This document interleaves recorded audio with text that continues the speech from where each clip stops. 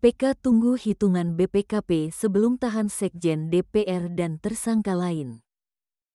Jakarta. Komisi Pemberantasan Korupsi (KPK) memastikan penahanan 7 tersangka kasus dugaan korupsi pengadaan kelengkapan rumah dinas anggota DPR, termasuk Sekretaris Jenderal, Sekjen, DPR RI Indra Iskandar, masih menunggu hasil penghitungan kerugian negara dari Badan Pengawasan Keuangan dan Pembangunan, BPKP. Juru bicara KPK Budi Prasetyo mengatakan, lembaganya belum bisa mengambil langkah penahanan sebelum angka pasti kerugian negara disampaikan BPKP.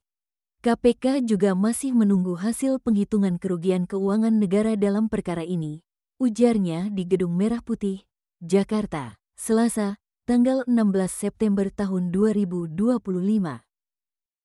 Budi menambahkan, penyidik masih memanggil sejumlah saksi untuk memperkuat alat bukti. Menurutnya, perkembangan proses hukum akan segera diumumkan ke publik setelah semua tahapan penyidikan terpenuhi. Kami tentu berharap setiap proses penanganan perkara berjalan efektif. Penahanan akan dilakukan setelah penghitungan kerugian negara rampung, kata Budi.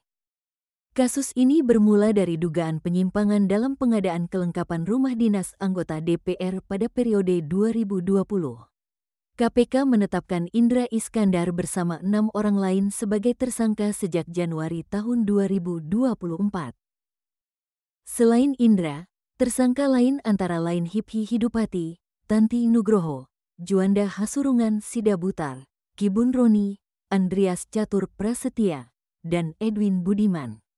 Mereka disangka melanggar Pasal 2 Ayat 1 atau Pasal 3 Undang-Undang Nomor 31 Tahun 1999 tentang Pemberantasan Tindak Pidana Korupsi, Junto Pasal 55 Ayat 1, Pertama KUHP.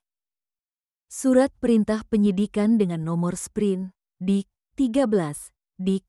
00, tanggal 1 Januari tahun 2024 terbit pada tanggal 19 Januari tahun 2024, menjadi dasar hukum penetapan para tersangka.